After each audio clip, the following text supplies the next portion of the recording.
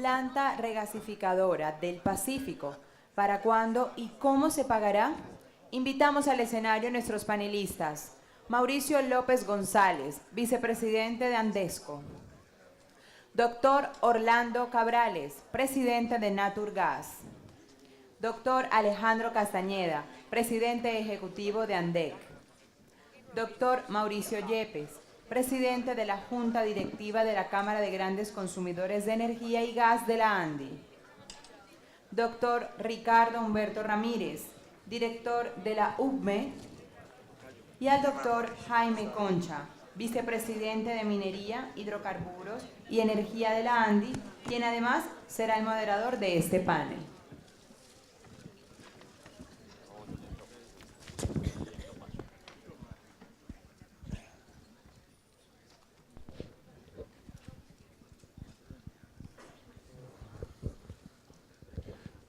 Bueno, muchas gracias. A mí me tocan los temas fáciles, ustedes vieron ayer, ¿no? Este también está facilito.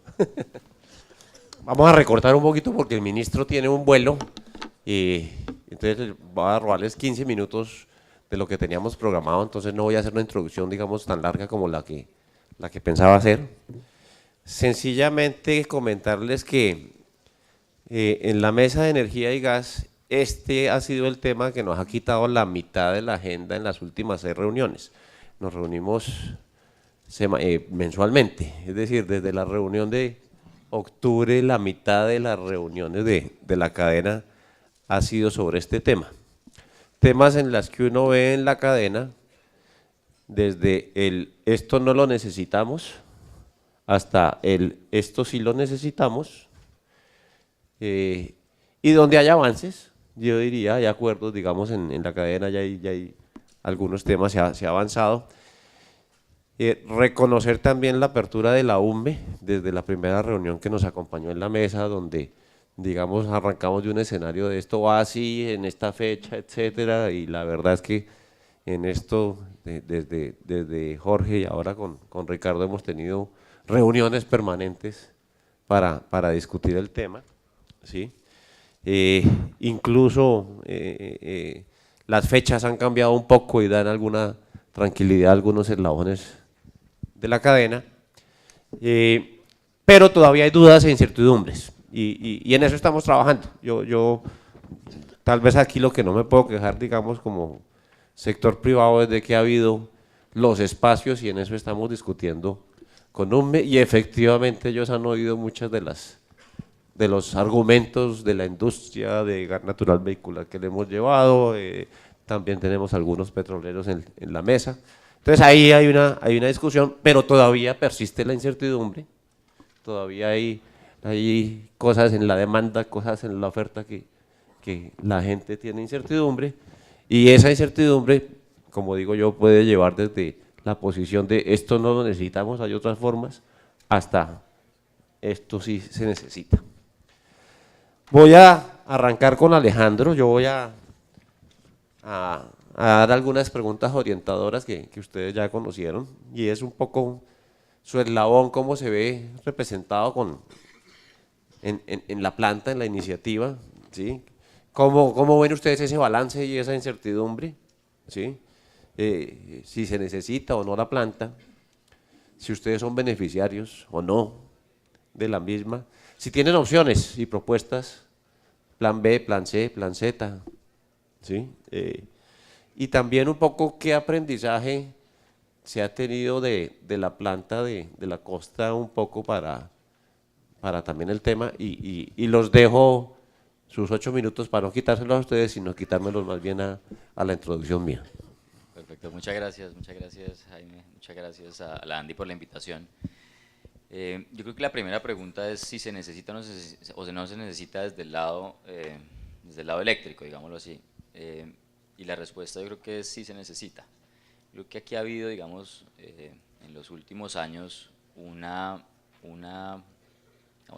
complicación, una estrechez en el mercado de gas, particularmente para el sector termoeléctrico, digamos, que ha llevado, digamos, a que no sea posible tener contrataciones de gas nacional y obviamente ese no contar con gas nacional pues ha llevado incluso a la misma CREC a dar opciones como son los combustibles líquidos, para tener que generar con otro combustible y no generar con gas, para lo cual fueron diseñadas las plantas en los años 90.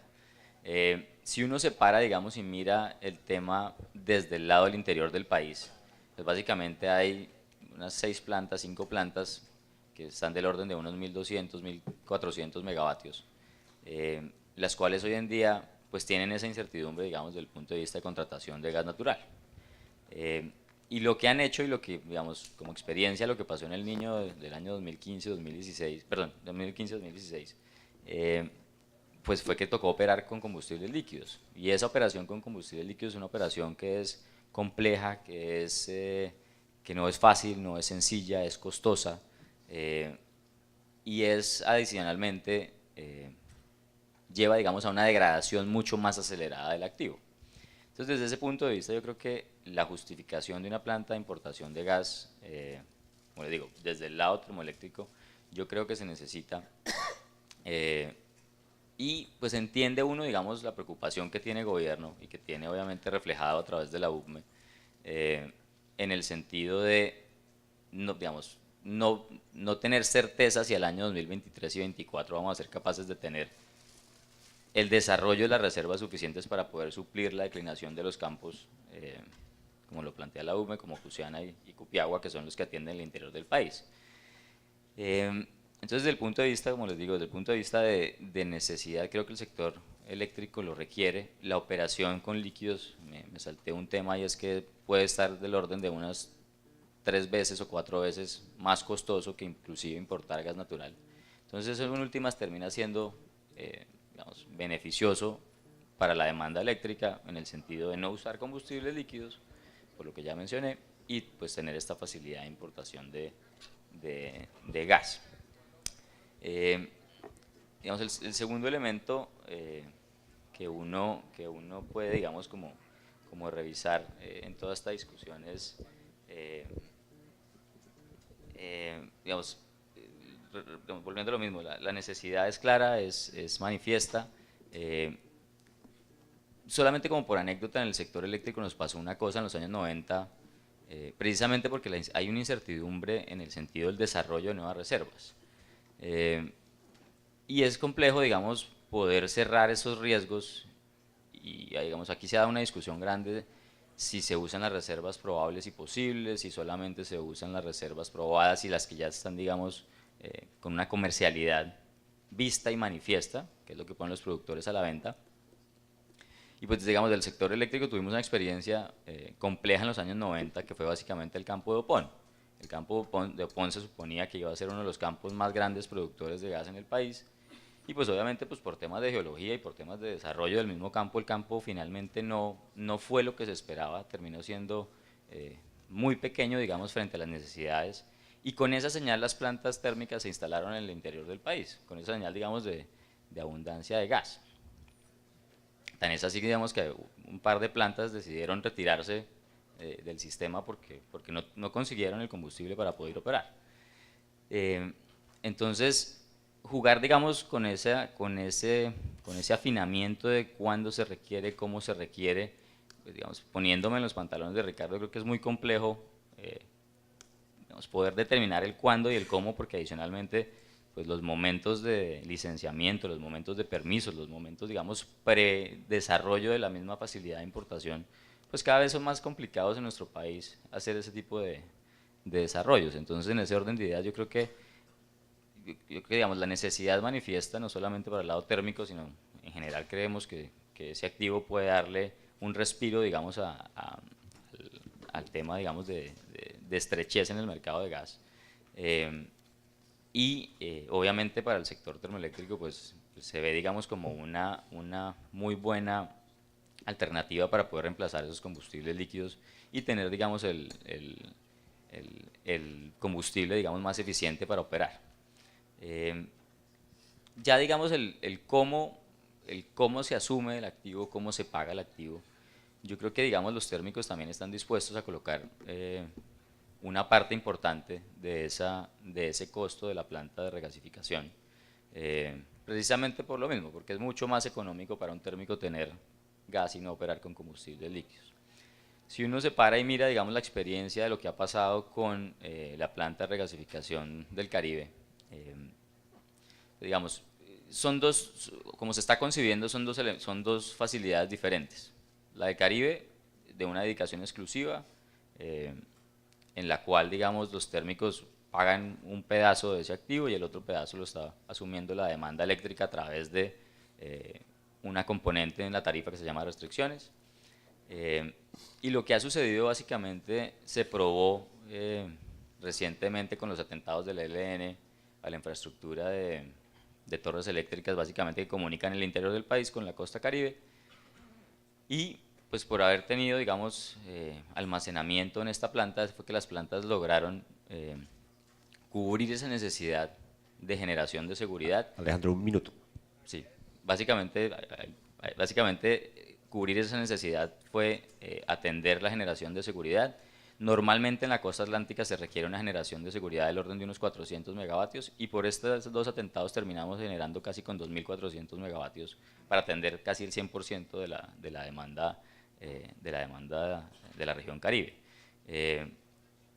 Obviamente pues esto tiene una logística asociada a la importación y en la medida que se gestionó la compra pues se pudo importar el gas, porque en el almacenamiento pues obviamente al usarse comienza a disminuir el almacenamiento. Entonces en ese orden de ideas yo creo que se logró básicamente, la noticia ahí se logró básicamente disminuir el costo de seguridad, de generación de seguridad y no usar combustibles líquidos, generando con esta planta de regasificación más o menos un ahorro de unos 60 millones de dólares si se hubiera hecho la generación de seguridad con combustibles líquidos y no con este gas importado durante esos 15 días. Muchas gracias, Alejandro. Doy un brinco aquí a donde el doctor Cabrales y conocer su opinión, doctor Cabrales. Bueno, gracias Jaime. Muchas gracias por la invitación, a Bruce también. Digamos, tres puntos. El primero, digamos que hemos tenido ya unas discusiones sobre el balance oferta-demanda del país y los cálculos que nosotros tenemos es que nos da, digamos, suficiencia en el abastecimiento de aquí al año 2024-2025, desde el punto de vista de abastecimiento. Con eso uno pensaría, y eso es una visión, digamos, a 31 de diciembre del año pasado, es una visión estática que no supone ninguna incorporación de reservas hacia adelante. Entonces, digamos, con eso a uno, digamos, le daría cierta tranquilidad de no tener que correr con una decisión como esta. Pero más allá de la fecha, que uno podría ponerle un año más, un año menos, yo creo que aquí hay una señal de política muy clara y es que la demanda, digamos, que las fuentes de suministro locales se deberían priorizar. Y se deberían priorizar no solamente en el papel, como a veces sucede, sino también realmente en la práctica. Y yo simplemente les hago una reflexión sobre el panel anterior. Los primeros bloques bautizados con no convencionales fueron en el año 2012. En el año 2012 se hizo un ejercicio de gestión de conocimiento, sobre todo con expertos de Norteamérica, MIT, Stanford, Penn, Texas University, algunas universidades de Canadá. Se hizo un ejercicio muy riguroso para estructurar un marco regulatorio, año 2012. En el año 2012 me acuerdo que trajimos a John Deutsch, que fue presidente de una comisión que conformó el presidente Obama para hacerle recomendaciones en no convencionales, año 2012. Me acuerdo sentado con el presidente de la República, John Deutsch, ministro de Minas y ministro de Ambiente, y después de una conversación de una hora donde John Deutsch, como experto en el tema, profesor de MIT, le da una tranquilidad al presidente de la República que esto se puede hacer de manera responsable e incorporar las lecciones aprendidas de Estados Unidos. El presidente dice, para adelante, año 2012. Estamos en el año 2018, 6 años después.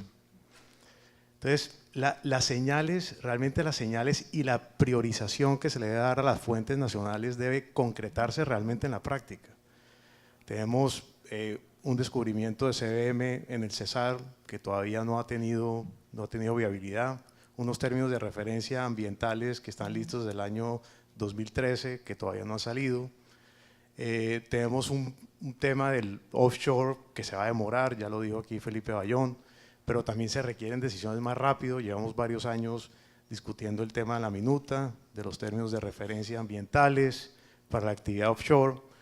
Entonces ahí es donde un poco la reflexión que uno se haría es, bueno, ¿estamos realmente priorizando esto o se nos está quedando en el papel?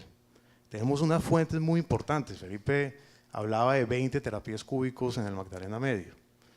20 terapias cúbicos, eso son 5 veces las reservas nacionales. Entonces uno dice como país, bueno, ¿dónde están las prioridades? Y hay que concretarlas y hay que hacerlas realidad.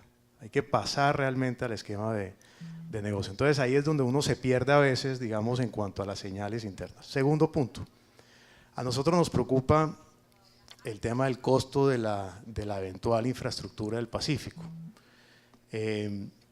Lo hemos hablado con Ricardo antes, sobre todo el componente del gasoducto. Estamos hablando de una inversión de $700 millones en total y el gasoducto se estima en 160 millones.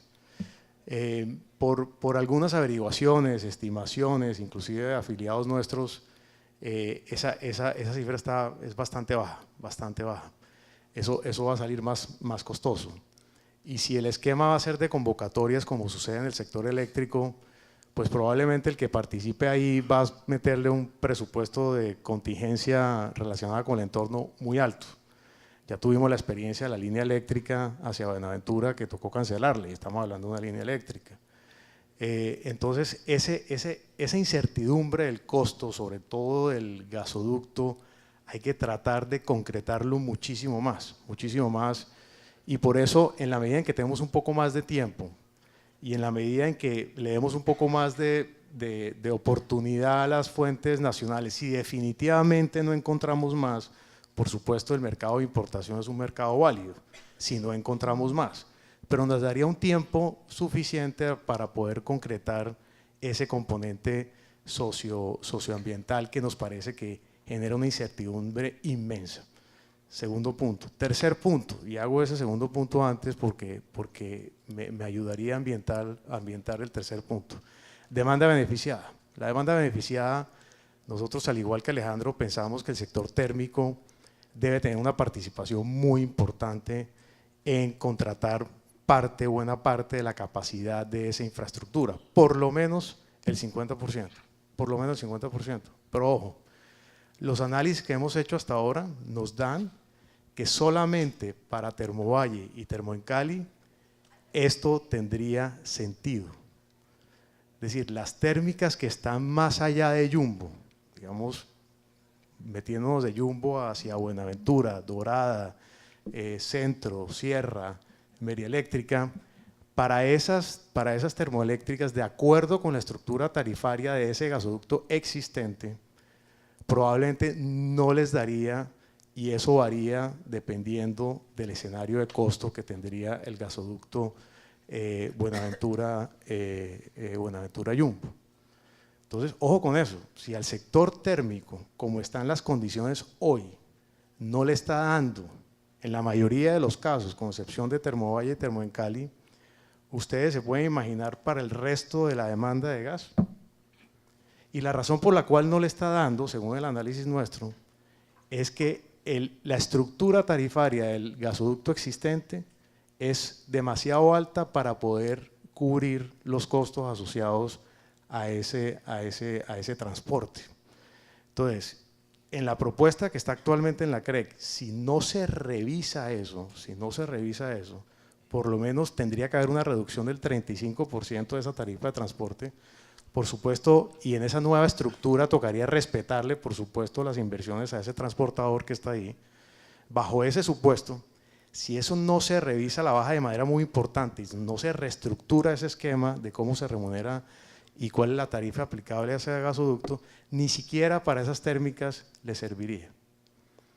Entonces, ahí es muy importante mirar eso con cuidado y poder, en dado caso de que esto se requiera, definitivamente se requiera, antes del año de 2024-2025, sí es fundamental que el sector térmico esté presente, es uno de los sectores principalmente que se beneficiarían de esta nueva infraestructura y debería contratar por lo menos el 50% de la disponibilidad de la misma. Y adicionalmente, un tema muy importante, en la propuesta de la CREC, de que las subastas por confiabilidad se hagan de manera anual, ese esquema, que es una propuesta en este momento, no serviría para poder invitar a esos agentes térmicos para que participen de una manera más a largo plazo en la infraestructura. Entonces eso también habría que revisarlo para que haya una disponibilidad de largo plazo. Tiene todo el sentido del mundo, Alejandro lo ha dicho, y eso es otro tema de política, tiene todo el sentido del mundo que esas plantas que están respaldadas con líquidos, se respalden con gas nacional, por lo menos gas nacional importado. Tendría todo el sentido del mundo que ellas estén presentes. Entonces, para redondear, creo que tenemos un poco más de tiempo, debemos adoptar medidas mucho más concretas que la verdad no se están viendo y nos demoramos muchísimo como país en darle señales al explorador nacional. Hemos tenido en no convencionales compañías muy importantes que estuvieron presentes y se fueron porque se aburrieron del tiempo que nos tomamos para tomar decisiones. Doctor Cabrales, un minuto. Ojo con la infraestructura, ojo con el costo de la infraestructura y si eso lo necesitamos realmente, tenemos que redefinir las reglas de participación de un sector que es fundamental para esto, que es el sector térmico, que tendría todo el sentido del mundo desde el punto de vista de la política energética, que migren a un respaldo más con gas natural importado y que, por supuesto, tengan y puedan participar de una manera más de largo plazo.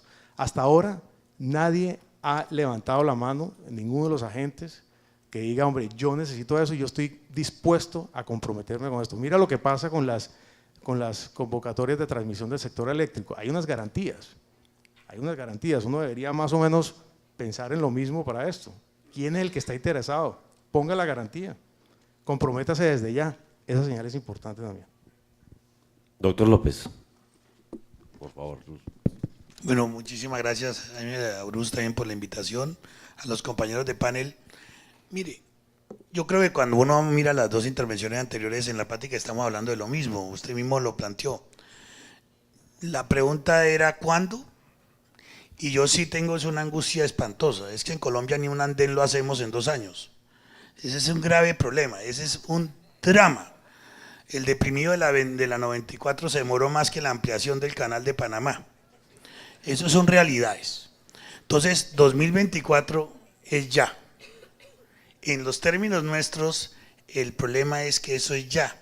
Y en nuestra forma tradicional de hacer las cosas, viene una pregunta de fondo. ¿Qué pasa si en el 2024 estamos en una crisis de disponibilidad del combustible? ¿Qué pasa? Y no la tengamos.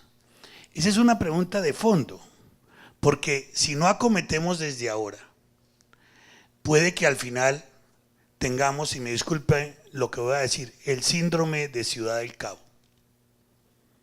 Ciudad del Cabo, la ciudad más emblemática de Sudáfrica, hace 3 años sabía que si venían 2 sequías bravas, la disponibilidad del servicio de agua para la población no iba a estar disponible. Y la solución era muy fácil, costosa pero fácil.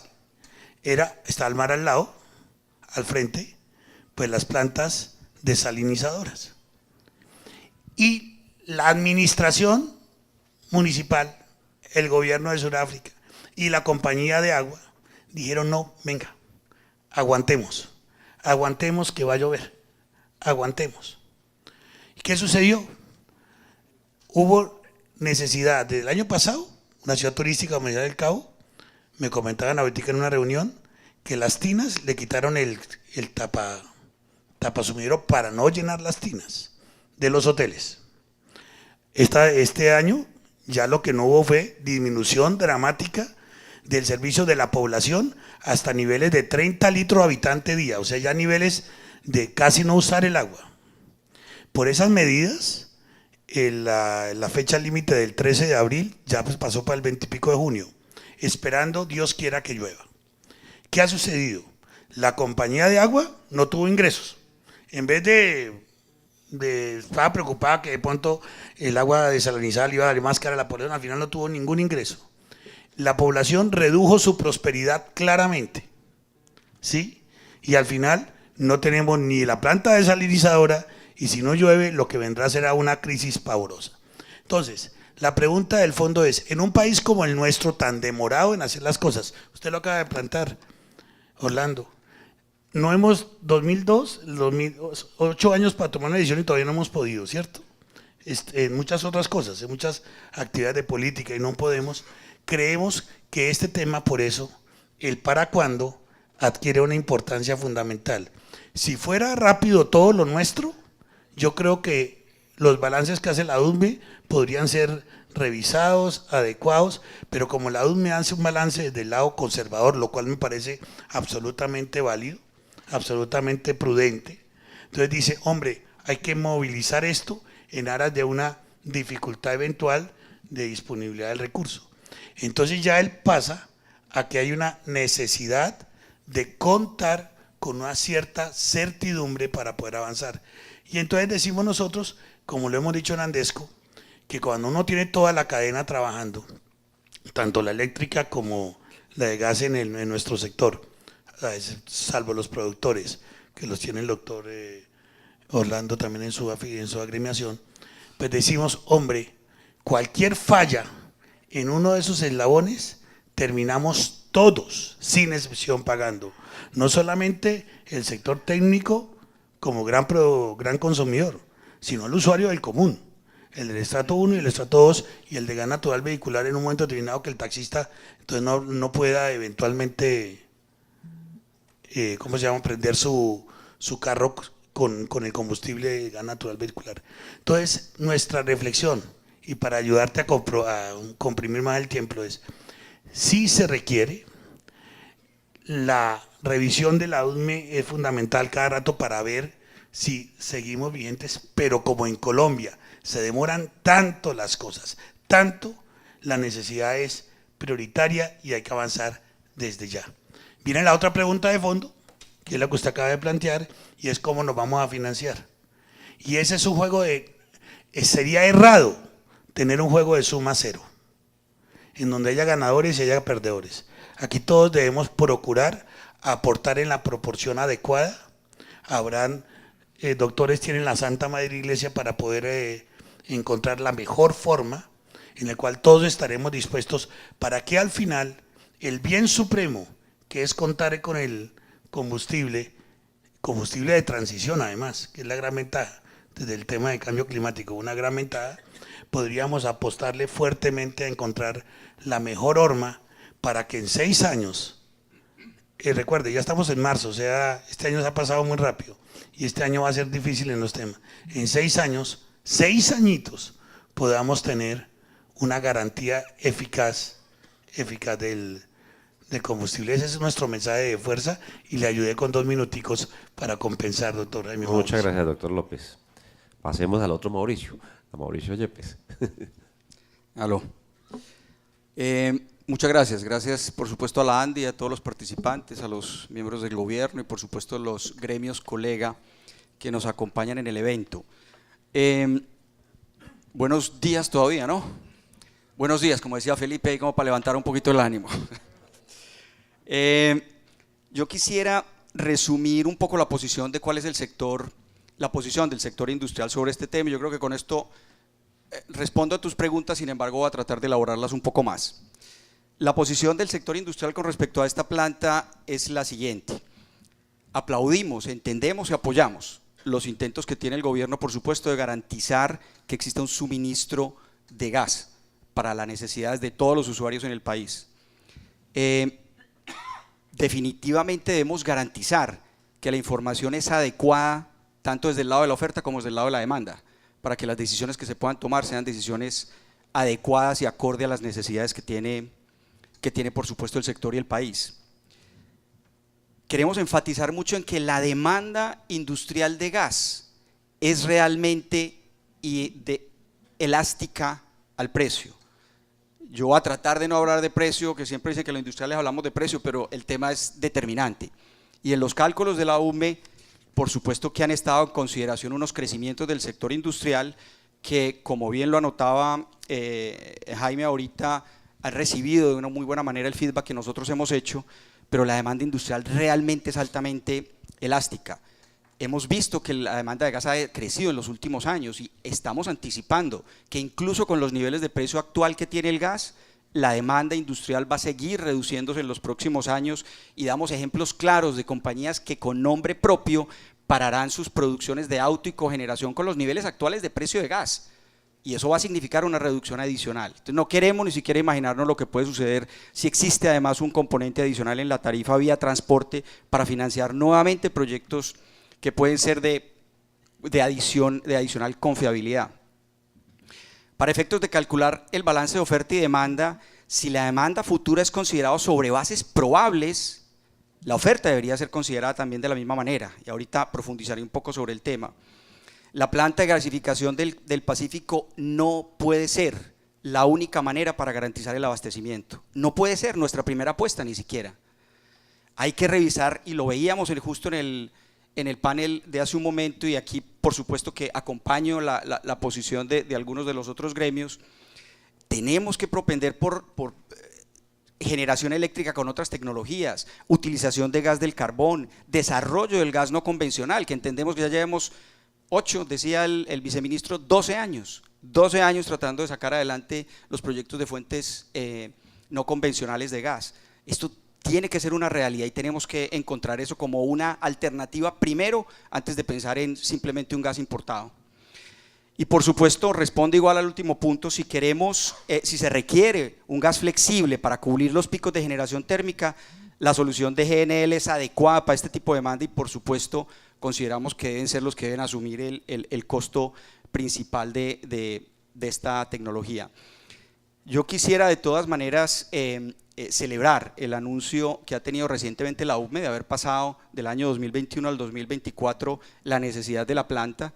Hay que hacer un público reconocimiento tanto al doctor Jorge Valencia como al doctor Ricardo, que en los últimos meses nos han venido escuchando y de manera atenta han escuchado nuestras inquietudes y las han reflejado en la oferta, en el plan de abastecimiento. Eso ha significado que haya pasado la planta del 19-21, ahora ya vamos en el 24.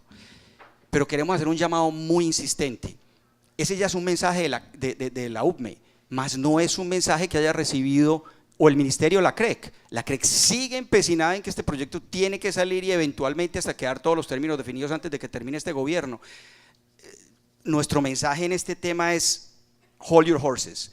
Paremos un poquito y reflexionemos antes de tomar las medidas que comprometan una inversión que hablamos de 700, yo creo que el doctor Cabrales igual lo estaba mencionando, que puede llegar a ser superior. ¿Cuánto? $1.000 millones. $1.000 millones nos costarán una financiación 100, 120 millones de dólares anuales. Creo que es una decisión de mucha envergadura que tenemos que sopesar adecuadamente. El gobierno y los funcionarios públicos es entendible que estén tratando de dejar este tema listo, pero el mensaje que les queremos enviar es: por favor, no nos dejen comprometidos con unas inversiones que probablemente el país no requeriría y que encarecerían toda la prestación del servicio de gas, porque ahorita quiero profundizar sobre el impacto que podría tener el sector eléctrico y a su vez en el consumo finalmente de los usuarios. Un poco sobre la incertidumbre de oferta y demanda, quiero profundizar en ella. La demanda tiene un crecimiento probable del 1.7%, creemos que eso puede ser menos que eso. Sí, vamos a seguir encareciendo los temas de precio de gas, particularmente para el sector industrial, no por mencionar el vehicular, y por supuesto el doméstico, que es la demanda esencial que también nos debe convocar. Sin embargo, en la oferta estamos construyéndose solamente con las reservas probadas, que significan contratos, licencia y plan de negocio. Pues no parece como muy consistente, ¿no? Eso en palabras un poquito paisas diría, pues a la misma razón, la misma justificación. O sea, si vamos a considerar que la demanda tiene cierta proyección o debemos proyectar la demanda con cierta certeza, pues en la oferta también deberíamos considerar un poco cuáles las futuras reservas que podríamos de una manera, digamos, con alto nivel de certidumbre capturar. Yo aquí me quisiera hacer una pregunta, y es si realmente la UPME está obligada únicamente a considerar las reservas probadas. Nos acaba de decir también en la NH que que realmente estamos muy cerca, y lo veíamos igual en el panel anterior, de tener gas no convencional. Si solamente nos concentramos en que la única disponibilidad de gas que puede tener el país es gas importado, pues la verdad estamos dejando de lado probablemente unos mangos mucho más bajos en los que hemos venido trabajando en los últimos años, y como bien decía el doctor Cabrales, pues que manda una señal que no necesariamente es la más conveniente para los inversionistas que están haciendo el mayor esfuerzo por lograr tener gas onshore, que es lo que nos debe motivar a todos a poder tener. Es el gas que puede garantizar la competitividad del país en el largo plazo. Ahora, incertidumbre frente a la oferta y la demanda, considerando los recientes descubrimientos que han sido anunciados, incluso recientemente por el doctor Gamba en Canacol, que nos hablaba de Panderetas, si no estoy mal, que es el pozo que ya tienen, que tiene ya capacidad de producir. Entiendo que el 1 de diciembre del 2018 se van a incorporar 100 millones de metros cúbicos más, para un balance de Canacol total al final de este año de 230 millones de pies cúbicos. Eso no está considerado en el balance, y si eso en un momento dado lo pudiéramos incorporar, pues desplazaría la curva. ¿Cuánto? 6 meses, 8 meses, un año más. Pero así no solo Canacol, Ecopetrol, los campos menores, otros inversionistas están buscando la opción de garantizar un suministro de gas local. Entonces yo creo que nuestro enfoque inicial es que debemos plantear en escenarios con reservas probables y actuar de manera decidida, y convocar a todos los agentes para que esas reservas probables se vuelvan realmente reservas probadas. Hay que tomar medidas que consideramos que pueden ser relativamente fáciles. O sea, tenemos que facilitar los gasoductos de conexión y las conexiones para que otros campos se puedan acceder a ellos. Tenemos gas atrapado en distintos lados, entonces es mejor construir un tubo con la incertidumbre que puede significar para conectar una planta que nos va a costar a 7, 8 dólares gas importado, versus construir los tubos para tener gas local que aumente la oferta y permita eventualmente un abastecimiento más competitivo. Y definitivamente esto no solamente compete al sector industrial, son todos los agentes. Debemos permitir la conexión directa al tubo de transporte, que facilite no solamente ingresar con el gas de estos pozos, sino por supuesto a los consumidores también hacerlo de una manera ideal. Nos preguntaban en el panel de ayer, ¿qué hay que hacer para crecer el consumo industrial? Con gas de 9 dólares no crece la industria. La industria crece con un gas competitivo, lo mismo el mismo sector térmico. El sector térmico no va a ser sostenible con un gas de 9 dólares importado, solamente para abastecernos en casos de emergencia, pero eso es realmente lo que ellos necesitan. Yo creo que no. Un minuto. Si después, dame 2 más, sí, y no respondo preguntas. Si después de todo lo anterior concluimos que no hay alternativa, si realmente decimos no hay alternativa, aquí no hay gas, Ecopetrol no encuentra, Canacol no encuentra, Colombia se quedó sin gas, entonces la siguiente pregunta debería ser, oye, entonces debemos seguir insistiendo en incrementar la confiabilidad del sector eléctrico en base a combustibles costosos como GLN. Nosotros hemos sido también insistentes en que tenemos que modificar la base de generación de respaldo que tiene el país, si va a ser únicamente GNL o líquidos. Eso es insostenible. Entonces nos toca la propuesta, que incluso aquí me atrevo a plantearla por parte de la mesa de energía, que en la ANDI que hemos coincidido, en que debemos incrementar la base de generación con energía que tenga capacidad de suscribir contratos en el largo plazo y a precios competitivos, y el GNL no lo es, no lo es.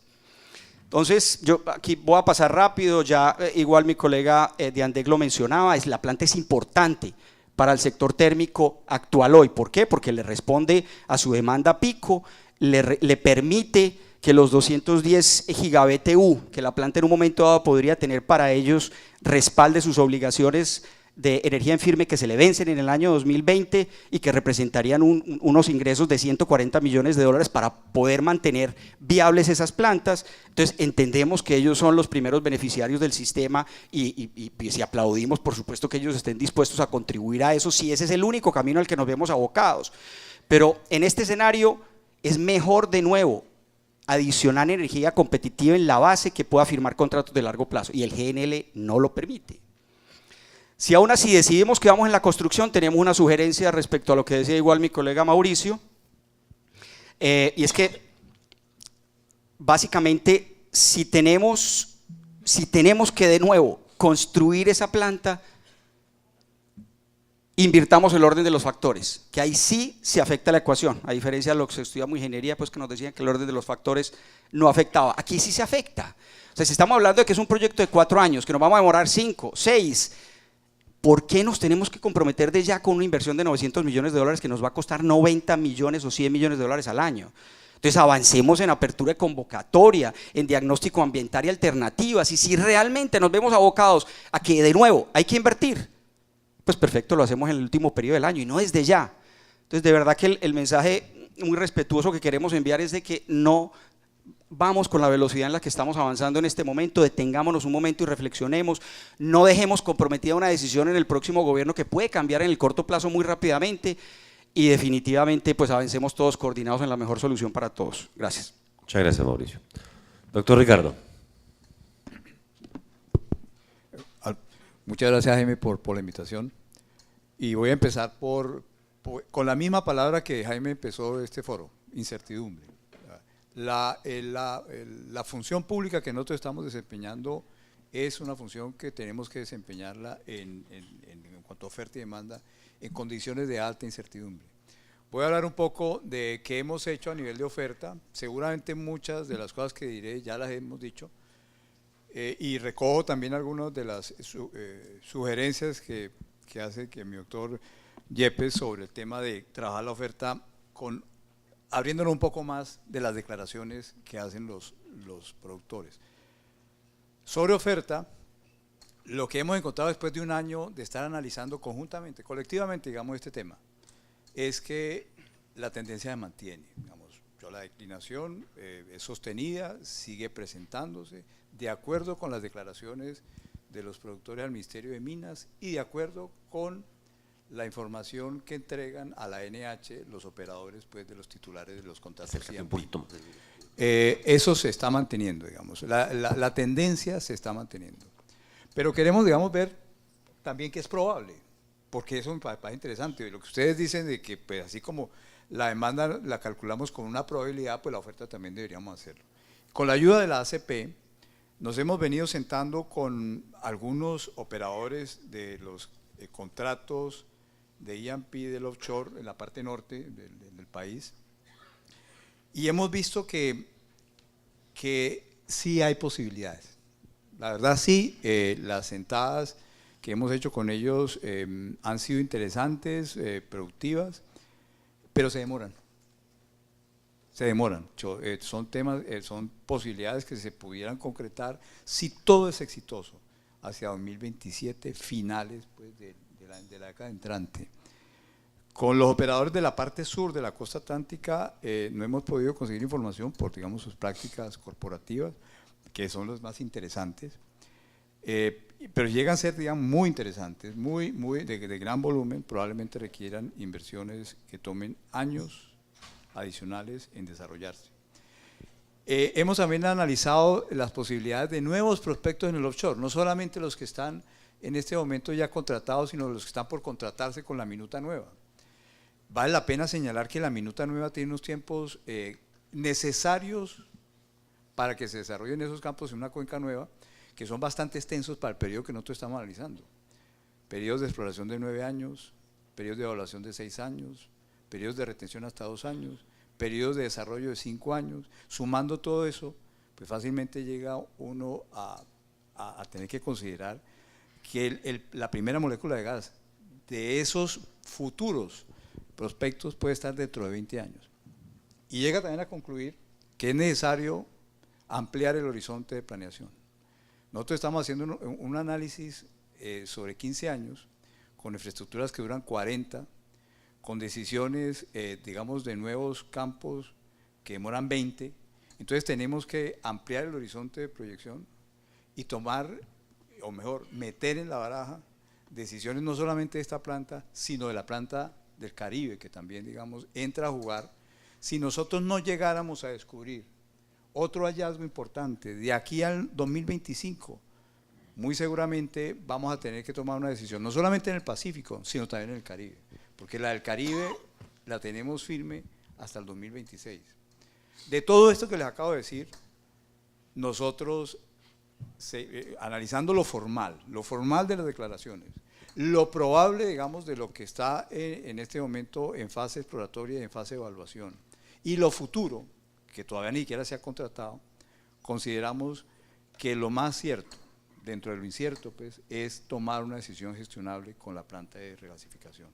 Ahora, el otro tema es no solamente cuándo la necesitamos, que en eso creo que afortunadamente ya estamos coincidiendo con la industria, con la misma análisis de la ANDI, la necesitamos hacia el 2024, es cuándo tenemos que tomar esa decisión.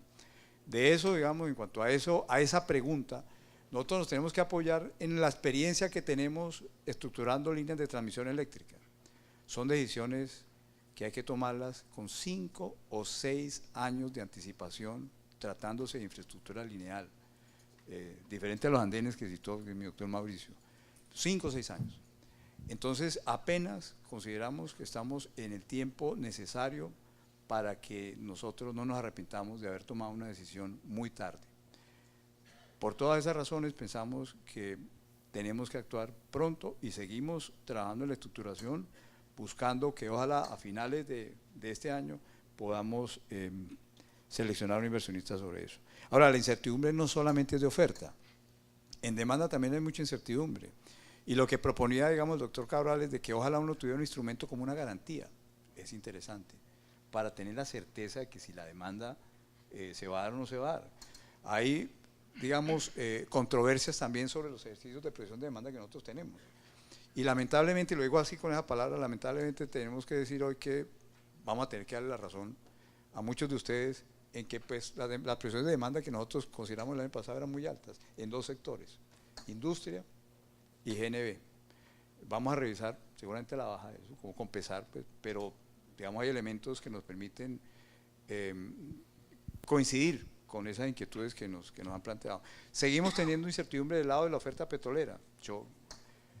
A pesar de que seguramente Ecopetrol hace su mejor esfuerzo pues, por definir los consumos de gas para los proyectos de mejoramiento de factor de recorrido en Magdalena Medio, pues todavía no tenemos total certeza, ni ustedes tampoco, los señores de Ecopetrol, pero estamos considerando con los mejores estimativos que la compañía nos ha dado. Con todos esos elementos, la fecha de puesta en operación que nosotros estamos viendo hoy, ratificada además con los tiempos necesarios para ejecución de gasoducto y planta de regasificación obtenidos de ingenierías conceptuales ya contratadas, indican que el 2024 es la fecha que deberíamos seguir trabajando, porque veníamos con el 2021 para la planta de regasificación. Ahora, ¿quiénes son los beneficiarios? Coincidimos también, creo que en esto, todos aquí en la mesa, en que ojalá el sector eléctrico repague buena parte de la planta de regasificación.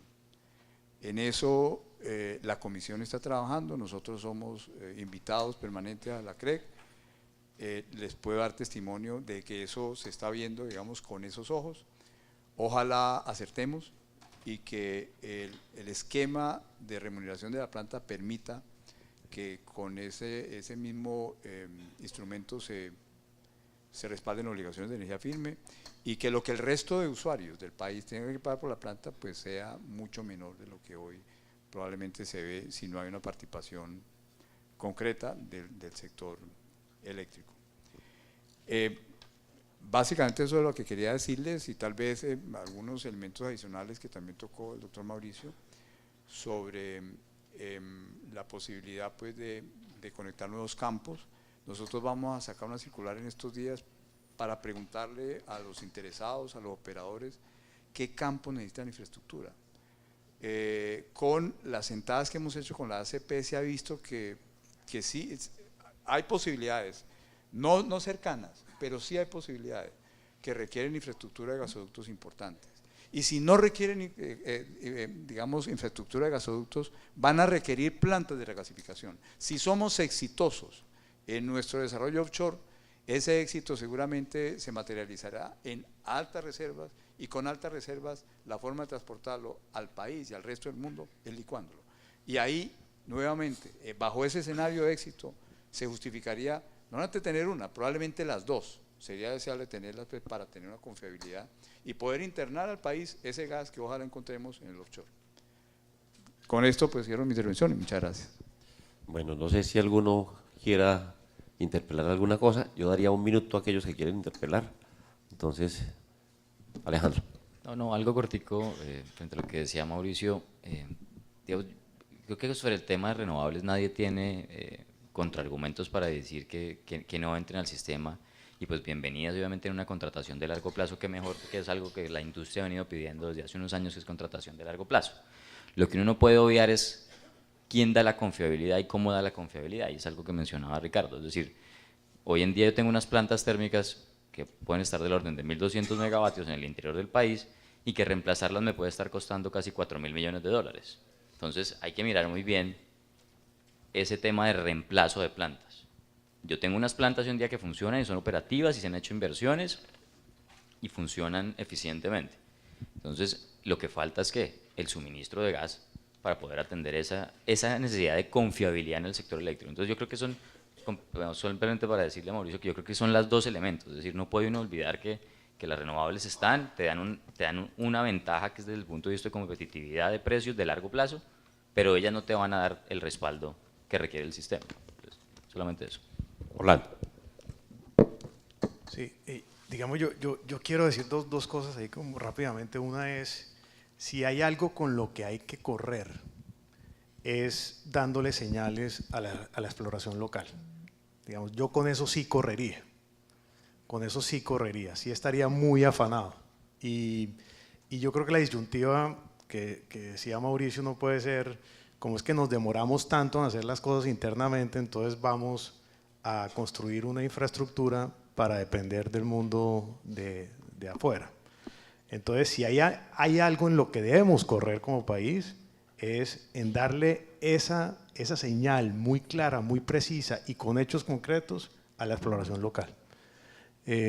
¿Será que no somos capaces de hacer eso? Yo me resisto a creer. Por supuesto, eso también estará determinado por el resultado del debate electoral, porque en uno u otro caso eso creo que nos va a determinar bien el curso de acción. Entonces, corramos en eso, no corramos en lo otro, corramos en esto más bien. Segundo, la visión 24-25 es una visión a 31 de diciembre del año pasado, es una visión estática por naturaleza. Es una visión estática. Yo me resisto a creer, y aquí se lo dejo al doctor Lloreda, me resisto a creer que estemos solamente confiando en los desarrollos offshore, ¿no? Que claro, son más de largo plazo, con excepción tal vez del que mencionaba el doctor Bayón hace unos días en el tiempo, de que de pronto Orca se podría adelantar perfectamente. Yo sé que el offshore es más de largo plazo, pero hay otras fuentes, las fuentes convencionales. Las fuentes convencionales hay que priorizarlas. Si tenemos un marco fiscal inadecuado, pues viabilicémoslo, pero tomemos las decisiones ya. ¿Será que no somos capaces como país de tomar esas decisiones, de seguirlas demorando? Me resisto a creer eso. Perfecto. Mauricio, 30 segundos solamente. Yo creería que para que nos liberemos también de la presión de que si nos quedamos sin gas no va a ser como Ciudad del Cabo, pues que muere de inanición, dibujemos el plan B. El 24 o el 25 es por los picos que se pueden generar en caso de que exista un fenómeno del Niño. Pero existe dibujemos el plan B y definamos el costo-beneficio. La planta nos cuesta 100 millones de dólares al año, que por un periodo de 4 años de un niño son 400 millones de dólares. Si llegamos a quedarnos sin gas, hay respuesta a la demanda, hay sustitución del combustible, hay opciones de ahorro como lo demostramos en el Niño. Pintemos el escenario B, no simplemente pensemos que nos vamos a quedar sin gases como si nos quedáramos sin agua, es que es un sustituto. Creo que también debemos poner sobre la mesa esas posibilidades. Gracias a los panelistas. Un aplauso y qué pena acordar así, pero ya me están...